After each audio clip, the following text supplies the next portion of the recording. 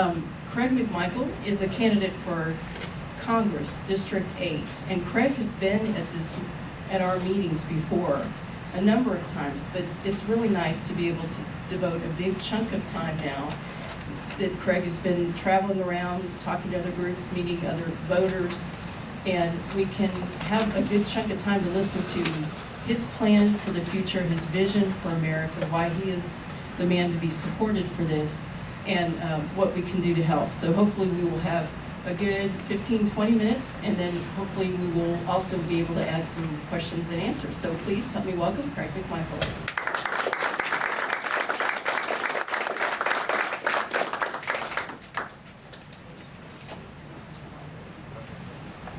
Good evening. I'd like to start by thanking everybody for coming out. Some of you know me, some of you don't. I'm the crazy kid that stood up and took on the mountain. And I've been doing this for a long time now. We're going on 10 months. I just officially got endorsed by the Tri-County Tea Party last night. And so we're working on garnering more support. And the way I like to do this, I'm not a politician by nature, so I like to tell you a brief history of myself, where I've been, where I'm headed, my thoughts in the country, and then I like to open it up for questions, because I could stand here and talk for 30 minutes about tax reform, and you could be concerned about Obamacare. And so let's get to the heart of what is important to you. With me, I grew up right here, right down Rayford Road, on the other side of Sawdust here. I went to Oak Ridge High School, and after graduation, I joined the United States Marine Corps. During that time, I went to almost 40 different countries, and it was the experience of seeing other people in those nations that awoken my eyes to the privilege that we have as United States citizens. The absolute miracle that it is to be born inside this country. It's a gift. Upon returning, I further realized that gift is something special about it. It's not a gift that's given to us by our government. It's not some law that they've passed and they've entitled us with these privileges to be free. It's a gift from God. It's our birthright provided to us by our Creator to be free American citizens. And so that's something I've held on to. When I came home, it was 2006, after 10 years in the Marine Corps, I noticed it was a country I didn't entirely recognize, something I didn't completely understand. There were a lot of things going on. The Patriot Act was one of the big ones that I was against. I thought it violated some of our constitutional rights. I was amazed that the government passed it through. The Medicare Type D entitlement reform, about $500 million a year. It was an entitlement system, and the Republicans pushed that through. And so these were things that I didn't understand, and so I started paying attention to politics, close attention. 2006, I remember voting for my opponent in the election, and I was proud to vote for him because I didn't know much about him. I just knew he was a Republican, and he had to be doing the right thing. And then I started paying attention and watching how they vote. The 6 debt zone increases, the TARP bailout, voted against the Amash Amendment to stop the NSA from spying on you, supported the CISPA laws that would allow the government to monitor your internet activity without any warrants or notice. And so these were things that I didn't believe should happen in a government where it was supposed to be based on individual liberties and freedoms, something that no longer seems to exist and our politicians no longer seem to uphold because they're more concerned about their next election and the power and money that they get from government. So where does the power come from? The power comes from politicians growing and expanding the size of government. And this is where we've gotten. They never seem to be concerned about what you want or what's best for your freedoms or your individual liberties. It's more about what's best for them. And so I sat down and January 4th, when my opponent voted for the fiscal cliff bill that added $4 trillion to our debt, and he came on the radio the next day and proclaimed that he made the Bush tax cuts permanent. And that's the reason why he gave us that $4 trillion of debt. And my first thought was nothing in government is permanent when it comes to a tax cut. The next Congress can raise our taxes. And so he sold our children $4 trillion of debt they'll never be able to pay for a promise of a tax cut that we can't keep. And that's when I made up my mind. I went home and I told my wife, who's here in the second row, I'm running for Congress. And at the time she was busy. She was studying for college. She's a high school English teacher. And so I don't think she was really paying attention. And she said, okay, go for it. I think going back, she would change her mind on that, but I do have one advantage. I like to tell the joke, I'm the only guy who talks more than his wife. And so as a politician, I've learned that talking is the only true ability you need. Money's important, but talking costs nothing. and people like to listen when you talk about freedom and liberty, and people that will stand up, patriots that will fight for this country and what they believe in. It's only when, as citizens, we're willing to shed our fear of the government, because we become afraid of our government. When we shed that fear and realize that we, the people, are the government, that we can stand up and realize that we're willing to lose everything we have to secure our liberties and freedom, that we will restore this country to the constitutional values that founded it. And so that's what I'm trying to do. We talked about simple things, a zero-based budget. What's our biggest problem? It's the debt. How do you get rid of debt if you have a budget that grows 3% annually every year? $1 trillion in excess spending. You'll never pay off the debt unless you control the budget. Easiest way to control it is zero-base it. Make the government agencies come to you every single year as the Congress, where you control the money of the country and make them prove why they need every penny they're asking for. There's so much fraud, waste, and abuse in our government, it's embarrassing. And it's embarrassing as citizens that we stand aside and watch it happen, and we aren't protesting in the streets. These are the things we talk about. Securing the borders, I hear this a lot. I always have the line of, I don't think we need immigration reform, I think we need politician reform. We don't need new laws to fix our immigration problems. Those were fixed with current laws if we just enforced the rules that we had on the books. And so, these are the things that we want to do.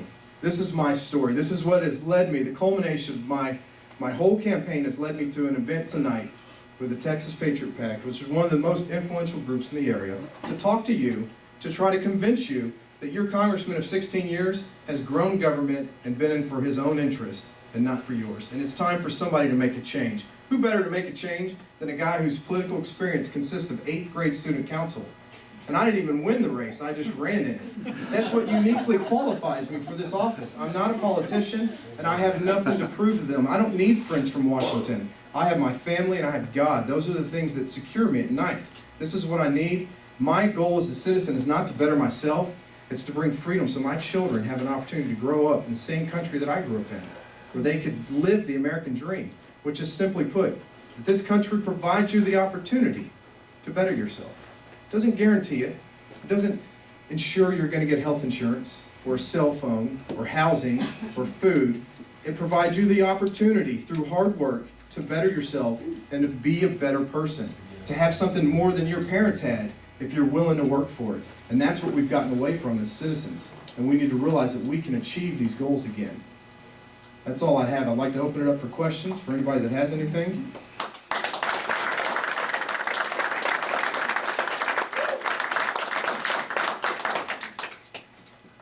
Any questions? Yes, sir. Describe your first day in Congress. First day in Congress would probably be very hectic. I've actually never been to Washington, D.C. I'm not even sure where the congressional building is in the city. And so my first day would probably consist of swearing in and trying to meet people, because I would assume that one of the first duties is to pick a new speaker. And how can I vote for a speaker if I've never met any of them? I'm a big fan of, I vote for nothing that I don't know everything about. And so before I could make that decision, I would need to talk to anybody who was considering being Speaker of the House. I'd look them in the eyes and see what they tell me man to man, or woman to man, whoever it may be. Any more? Oh, yeah. Questions? Yes, sir.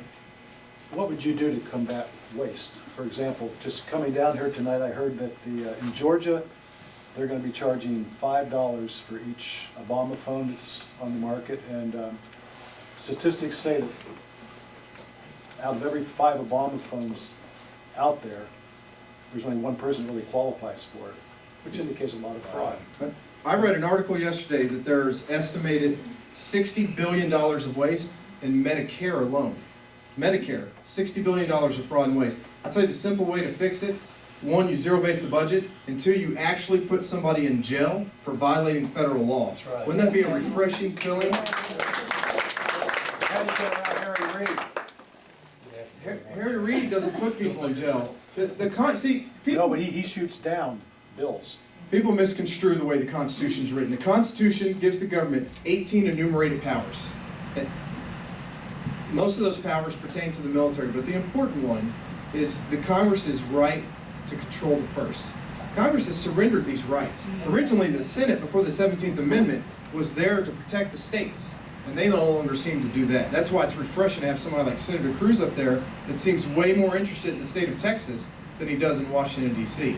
This is the way it's supposed to be. You're supposed to have politicians that protect your interests and what's best for you and your family, and not the lobbyists and growing what they're trying to achieve in life. So waste can be stopped by honorable men and women that stand up and do the right thing.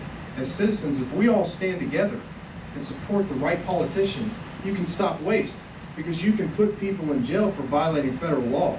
Lois Lerner from the IRS violated federal law by handing over tax information to the Democrat Party. And she's retired. She's receiving a pension from you. You're paying for it, and nobody's upset about it.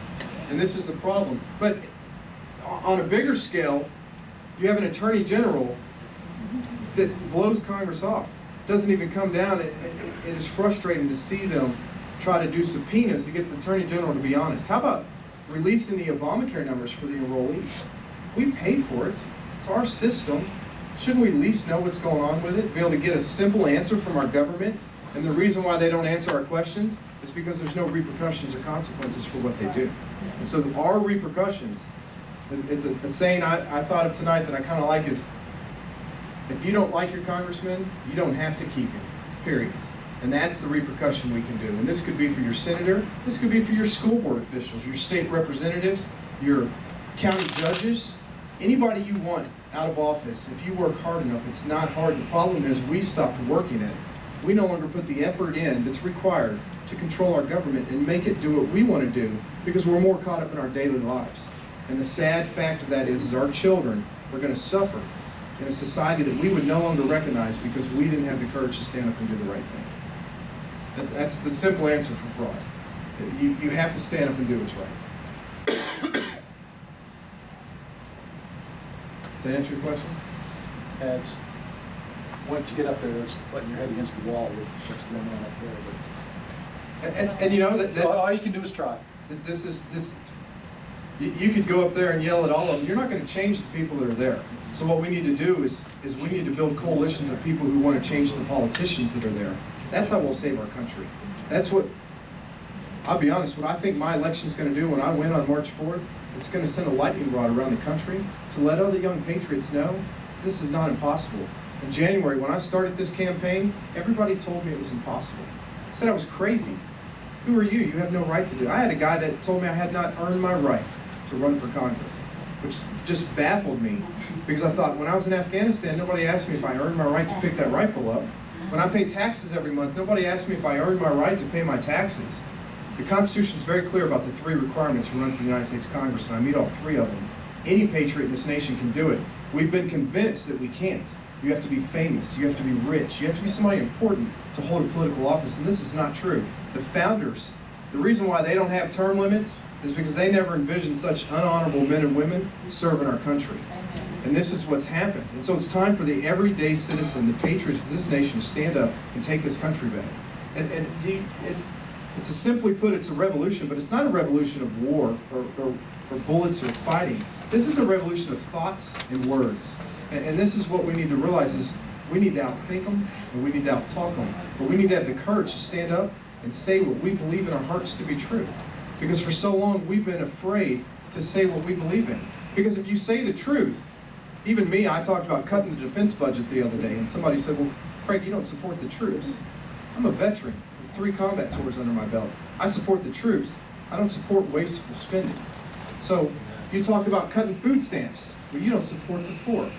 Well, I support the poor. This is the greatest nation on the face of this earth. We should take care of our poor and needy, but we shouldn't let them abuse us. There should be stipulations and regulations on it, and we should enforce them. And this is how we get back to what we're looking for. It's one thing to stand here and talk about it. It's something else to actually stand up and start doing something. And that's what we're telling people to do. Stand up, no longer be afraid of your government, and realize that it works for you, and your voice should be heard. Yes, sir.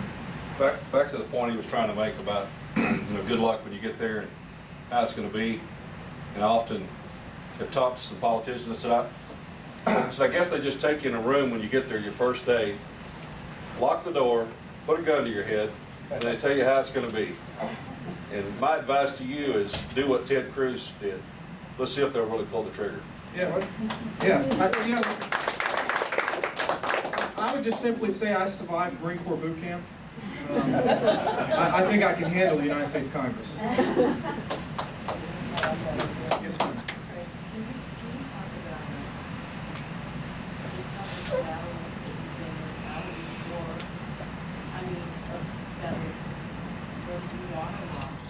Something that was really meaningful to you. It may have been something with your family, it may have been something in your community, it may have been, well, you were on one of the military force, but something that was a real strong, closely held principle of yours that you really had to struggle to persuade other people to see it your way. Persuade people to see it my way? Yeah. And if you want to come back, that's a tough question, and it's really. Yeah, can I take some more and ponder on that? Because I got a lot where I Absolutely, had a moral decision to make, but to actually persuade people, yes. children listen to me, so I like to think they listen. But yeah, let me come back to that. I'll ponder on that for a second. Any more questions? Actually, I do have a few others. Okay. What do you think of the MAP Act? The MAP Act? To be honest, I have no idea what the MAP Act is.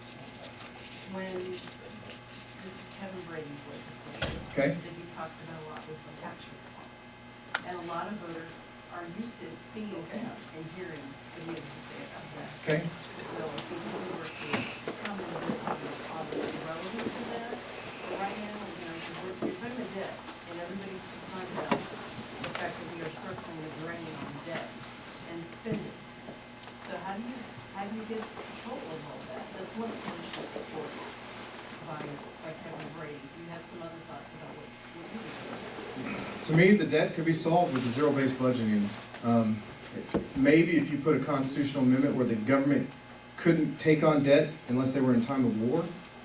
These are all things I've thought of, but the MAP Act I have not read about, so I can't stand up here It's and... pretty complicated.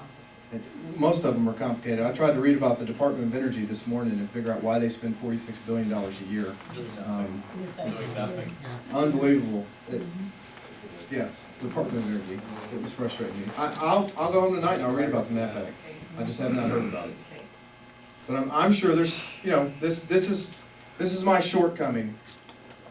This is me being honest. I'm not a politician, and so there are probably 1,000 things I don't know about the government does. But I think what you're looking for in a politician is somebody who knows how to take the evidence laid out in front of them and make a common sense decision that's best for the people based on the Constitution. Not somebody who knows the answer to every question. I think in a sense we've accepted failure from our politicians, and so we don't notice anymore when they fail us. I think one thing that we need to learn to see is that if you see somebody and you agree with everything they're saying, it's probably because they're lying to you. There's nobody that agrees with everything I say, and I accept that. What I think we need to learn to do as citizens is have a conversation about it. America's a great nation because each and every one of us is a unique individual with individual ideas and thoughts. And it's those individual ideas and thoughts, when they come together, that bind us as a people and that make this nation so great. And so when we use that uniqueness that we have, we can solve our problems and come up with solutions. And so that's, you know, there's probably 50 or 60 laws we can talk about that I've never heard of. But it doesn't mean that I couldn't figure out how to do something about it. How about school vouchers? Let's go to the education thing. School vouchers are a state issue.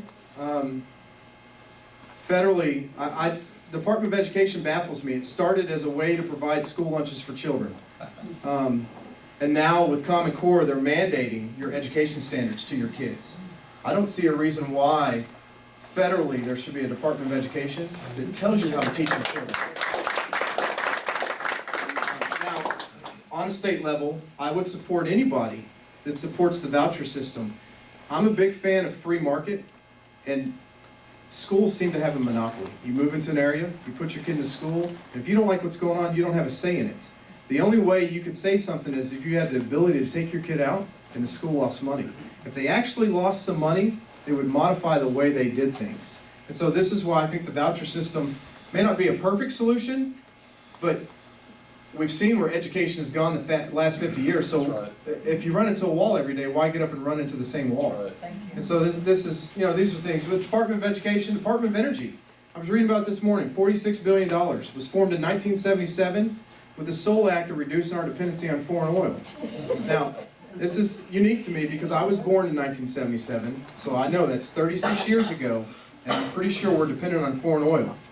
I was in Freeport the other day and saw a tank that was a Department of Energy tank. And so I asked the driver, what is this for? There's an oil reserve down there. So I got curious. Okay, the Department of Energy has a tank.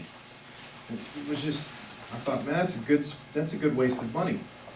So their mandate, what they've really got into, most of their money goes to our nuclear facilities. So then I started thinking, when I spent 2 years on Navy ships, the aircraft carriers and submarines are floating nuclear facilities. Right. Why not let the Department of the Navy and the Army Corps of Engineers handle our nuclear facilities and shut down the Department of Energy? Why have more departments full of bureaucrats? So this is what we need to do. We need to look at limiting the size of the government and restoring power to the states. That's where it belongs. Why is anybody in Washington ever going to decide what we should do better than what we can decide for ourselves? Yes, sir. Why don't you go ahead and go into immigration? Okay, immigration, my thoughts are simple. 1986, when we passed the Immigration Reform Care Act, I think if you read that bill, it simply states everything you need to know about immigration. They were supposed to secure the borders. You were not supposed to be able to hire an illegal immigrant or your company could be fined. If we just enforce those policies, I think you would solve a lot of the problems. I look at immigration as, obviously, when I was traveling the world, people want to come to America. There's so many great opportunities here. But we have to be honest about it. You have immigrants that are here in your schools that aren't paying taxes. They're using your medical facilities. They're even finding out that some of them are on food stamps. They're receiving Medicaid and Medicare, and the Social Security system is being corrupted by it. So we need to start thinking about how to control. I get frustrated when people say, well, what are you going to do? You're going to kick them all out? When you get a criminal in your house, do you just let him stay because he's there? At some point, you have to put your foot down and say, you broke the law, you're going to be punished. And if kicking them out is the punishment, then that's the punishment. But we need to do something. We can no longer let them just sit and drain our system. And so I think the laws are in place to take care of that. I think the problem is our government picks and chooses what laws it wants to enforce.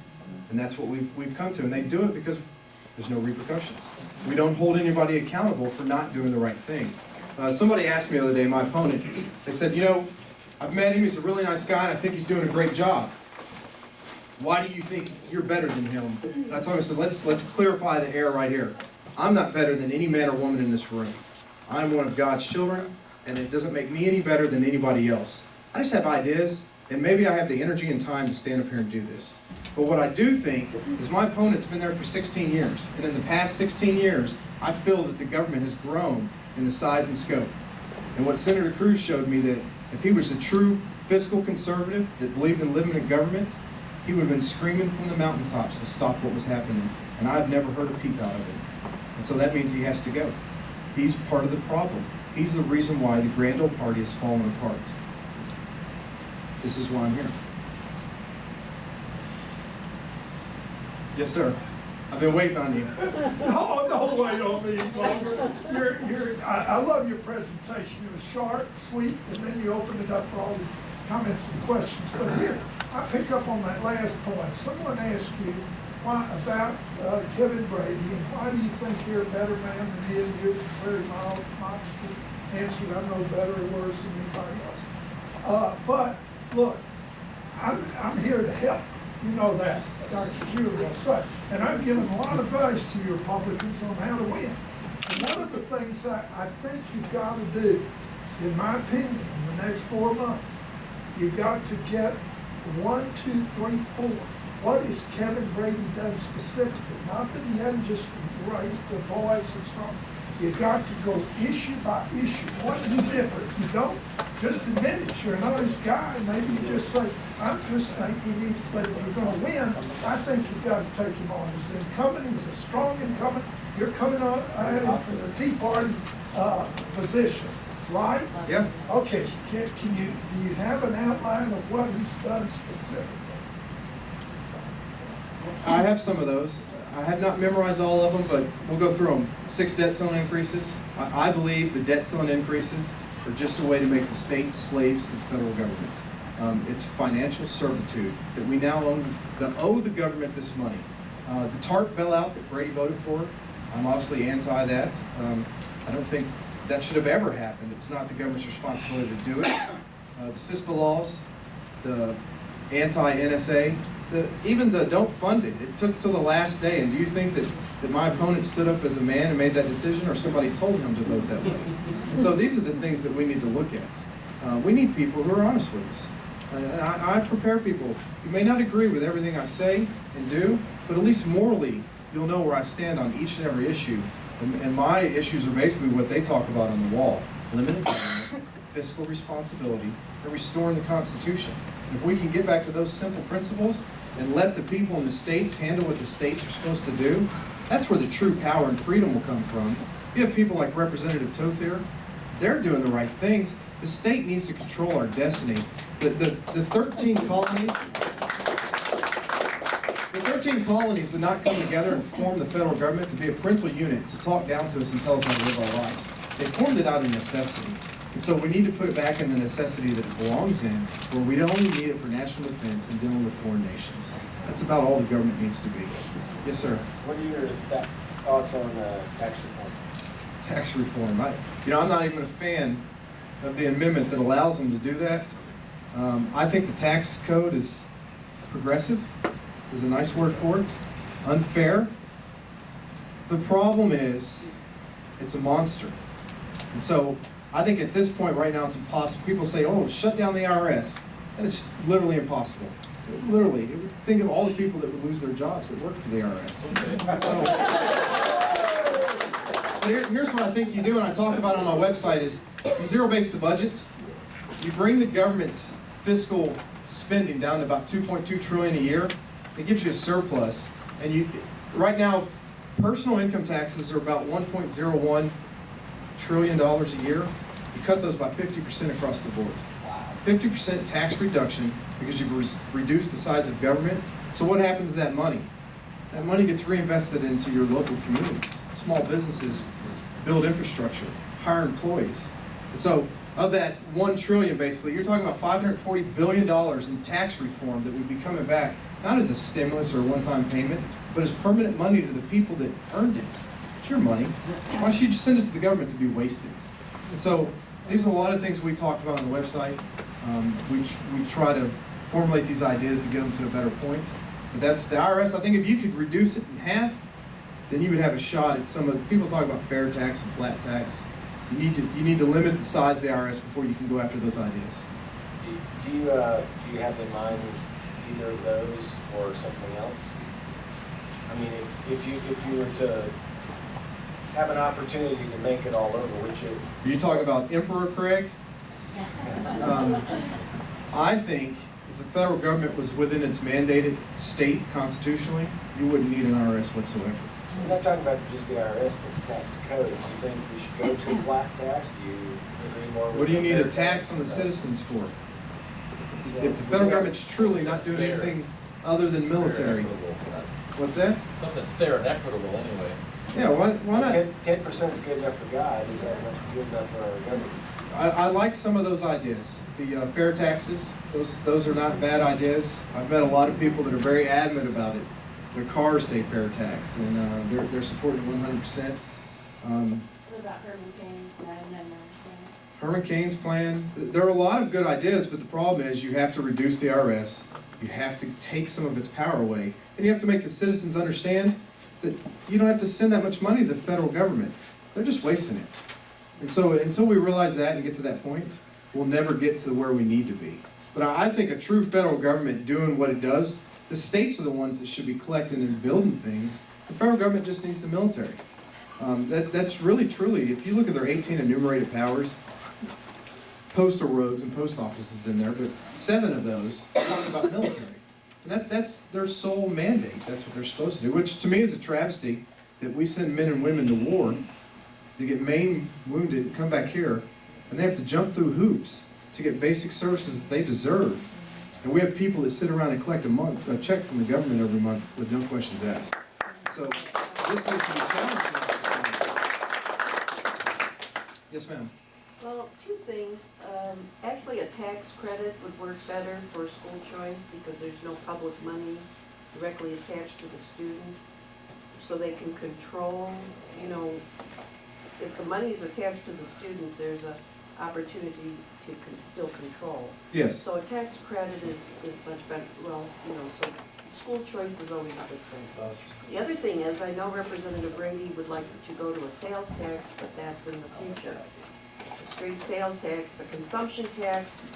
Actually, in the state of Texas, they have, that's one of the items that they're looking at as well. And so, and the other third thing that really is, I think, central to what I think needs to be done is we have Carl Jarvis here who wrote a book on the Constitution. And he said really one of the practical things, you almost could talk to him actually. He'd be a good person, a resource person for you. But one of the real problems we have is that we have civil servants. And you can't get rid of, so no matter who is president, they're there permanently. They go from, you know, one administration to another. And it's very hard to get change because they're entrenched. So his idea, one of his ideas was to do away with that status. Which status? Being a civil servant Okay. with certain, you know, they can't be fired, they've got all these, you know, perks, that really needs to be changed. And I think you'd get a lot of support from that as you speak, because really that's the frustration is, it's like moving the albatross. It doesn't even matter who's in, they're there permanently. Well, that's the problem with the lobbyists, is they're always there. And so that's why I think term limits are important, because the congressmen get caught into the lobbyist and then lose control of what they went to do. Power corrupts anybody over a long enough scale of time. And that's something we need to guard against. I also, talking to my father, came up with an idea for federal employees. He was a Houston fireman, and in the city, when he started, you could work for 20 years and retire, but you couldn't collect your pension until you were 55. I think that's a brilliant idea for the federal government. If you start working at 20 for the federal government, you work for 20 years, at 40 you retire, you don't collect your pension until you're 55. Now that's not for the military, obviously for them, because that's a different type of lifestyle.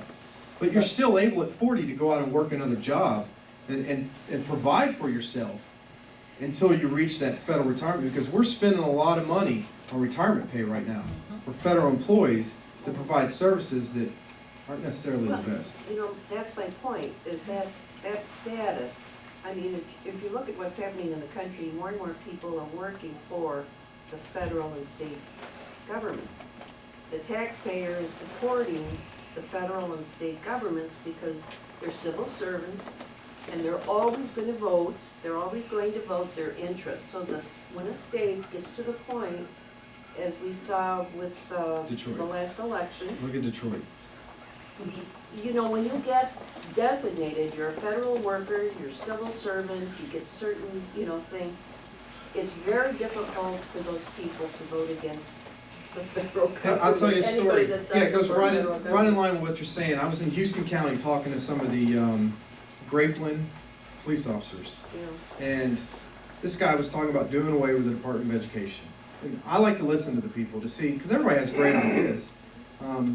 So I let him talk, and then when he was done, we started talking about the national parks, because they have forests there that the federal government's taking the tax money from. And so Central County and Houston County are losing money from that. And so my idea was, why have a national forest? Why not have a state forest? Why can't the state control a forest? I mean, are we that incompetent at a state level that we can't maintain our own forest?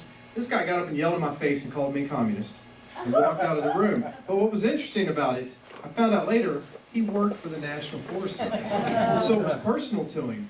That's what it was, and this is what we're combating with so many federal employees. We have to understand that if we're not willing to sacrifice something, we're going to lose everything, because when it implodes and collapses, there'll be nothing left for anybody.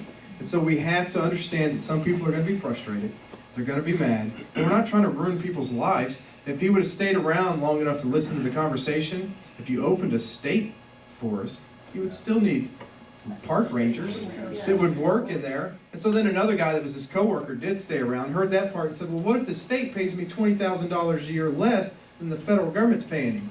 for paying me. And I told him, I said, that sounds like to me you're getting overpaid by $20,000 a year. And so then he walked out and left. But this is, To a third party to run it, then they'll probably get paid $20,000 more. but this is the fear. The government has used fear to stop us from doing what we know to be correct. You talk about private companies, we talked about the TSA today. Why are we paying for the TSA? I haven't been to an airport in 5 years. And I know my tax money's going to the TSA, which is inefficient, doesn't do a very good job, and they have federal workers that actually receive more for their uniform benefits than your men and women in the armed services. And so, not only is that sad, but now we're going to have to pay their pensions. And so here's my thought, why not set federal regulations, let a private company run security in the airport, have the airport pay them, and just filter the cost to anybody that's using the airport. That's what a free society would do. If the airport can't maintain itself, then maybe you shouldn't have so many flights. Maybe you shouldn't do all the other things that's not necessary, instead of taking from everybody to give to a few. And that's what our society's become. It's become a society of takers. And we need to make sure that we let them know, hey, I'm not giving anymore. So you would be in favor of reducing the regulations, we have too many regulations, you're for private industry, you want a reduction of federal employees taking over the economy because they're supported by tax dollars, they're not producing anything. And so you need to have some sort of, idea that you can promote from a viewpoint, is what I'm saying. And I know you have it, but draw the picture. With this, yeah, I stood and talked for 3.5 hours the other night, and we went over all of these things. And so I get even further. You talk about federal subsidies. How about we pay farmers not to grow crops? I don't understand this. They take tax money from me to give it to a farmer so he doesn't grow a crop. Why not let the free market decide? And I first bumped into this when I noticed the sugar embargo. It's a law that was passed in the 80s. We're only allowed to bring so much sugar into the country it's a way to make sugar prices higher. And actually, I found this because I used to love soda. And soda used to have pure cane sugar in it, and it was really good. It also benefits the corn. Yes, well, the ethanol now, they grow more corn. I read a great article today about how some of the Iowa corn land, the land there is, the EPA's worried about it now because they've been farming it so much to produce this ethanol. It's interesting to me to watch the environmentalists attack the ethanol, which is supposed to use less gas. Well, and some of the people that get these farm subsidies are people like Magic Johnson, or these people are millionaires, and that's an investment. Most of the people that take advantage of it have people that Yeah. tell them how to take advantage of it. There are people that get tax breaks for having cows, and they don't even have cows on their land, they just let their neighbor's cows use the land. And so they get a tax credit. If you have 6 goats on an acre of land, you get tax breaks. So why is it fair to give you a tax credit because you decide to put up with 6 goats in your backyard, and I have to pay full taxes?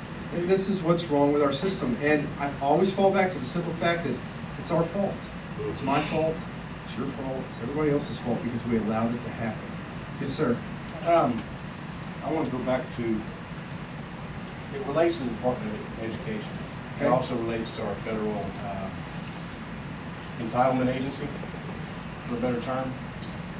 I read where we bring in more than enough tax dollars to pay our necessity bills as the federal government. The rest of it that we keep is all, I forget what percentage, maybe 75% goes to that agency.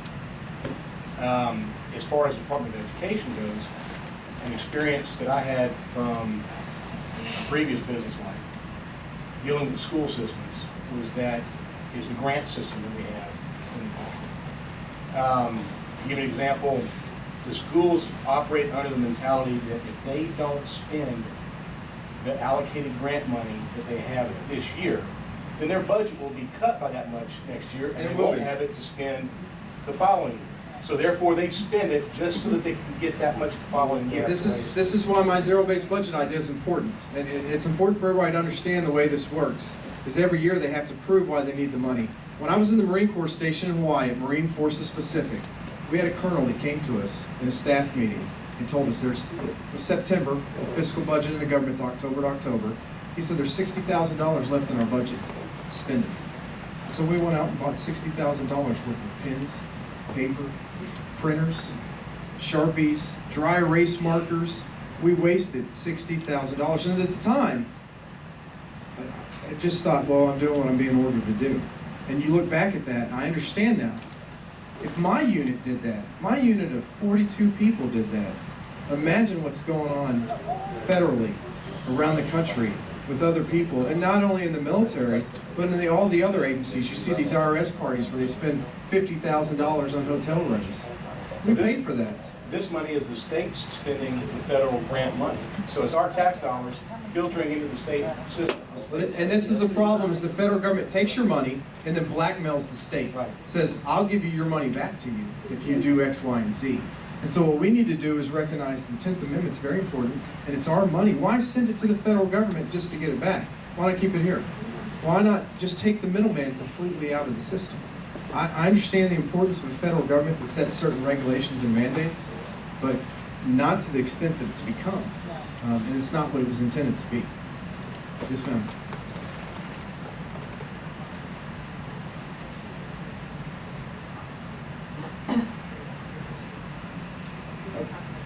Okay, no, I can do it. You all the way in the back, sir.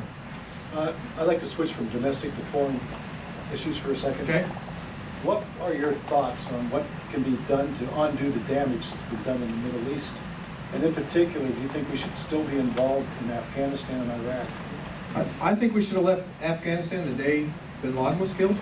That was our sole mission from going there. It's uniquely personal to me because I was in Darwin, Australia on September 11th. My ground unit was the first troops in Afghanistan. And so I was there before there was a base. We made the first bases. I remember suffering through those winters. Funny story, when we were getting ready to go ashore, somebody asked, what kind of equipment should we take? And one of the sergeants looked around and said, well, haven't you seen Rambo 3? It's in a tank top with a bandana, it's hot. So we get there, and that first night, it's 5 degrees below zero. And I thought, if I could have found that sergeant, I would have punched him. But I think the Middle East has been ruined, and it's been ruined because Islam. I'm not going to say that. Islam's not a bad religion. Fundamentalism is bad. This is what I think. It's easy for old people that have never been involved in a war to send young men off to fight wars. And I remember when we first got the orders to go to Afghanistan, the mood on our Navy ship was excitement. We were all excited because as a society, we romanticize war. Everybody wanted to be that hero and get those medals and achieve something great. And so I've grown and learned from that lesson. I remember those days fondly of my 3 combat tours. War is an ugly thing. I personally think the Department of Defense should be renamed back to the War Department. So we understand that if we call on the War Department, we're going to commit war on somebody. And war is a dirty business. I went to Iraq and got a little card. I still have it at my house. I keep it to remind me. It said I wasn't allowed to shoot at somebody unless they fired first. So here my country took me, put me in another country for people that didn't want me there, gave me a gun, and told me I couldn't do anything to anybody unless they actually fired at me. And so I never understood these stipulations. If that's the way you thought, why put me there? Our problem is, as America, this is a society where I'll call the police if my neighbors are playing their music too loud. My neighbors will get mad at me for calling the police instead of just coming talking to them. But we think we have the right to go 5,000 miles across the sea and tell someone else how to live in their country. As long as they're not bothering us and they're not a direct threat to the sovereign power of the United States of America, I don't think it's our business. I don't think our men and women should be over there dying, and I don't think we should spend our money when we're $17 trillion in debt trying to maintain countries that don't want us there anyways. We should have learned a lesson from Vietnam.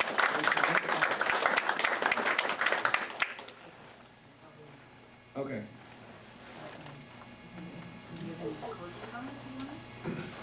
Just in closing, we're really asking for support. This campaign has done a lot. We're moving. Donations or support. That's exactly what I need at this point. I'm running against a guy that has unlimited funds. Now, I don't believe that you need unlimited funds to win an election. I actually think it's funny that we think you need to spend $1 million to win a congressional race, but then we expect that same person to go to Congress and have fiscal responsibility. I think it could be done for a lot less. I think you can run it the right way. You can talk about freedom, and you can bring people together. You can excite people. I think people don't vote because people have lost faith in their politicians. And so we're trying to bring faith again. But I do need some money to make this happen. So if you have a donation you'd like to give tonight, we would love to take it. And if not, the website's online, McMichaelforcongress.com. You can make a donation there. And I'll have staff members in the back passing out business cards if you want information on the campaign. And thank you for your time.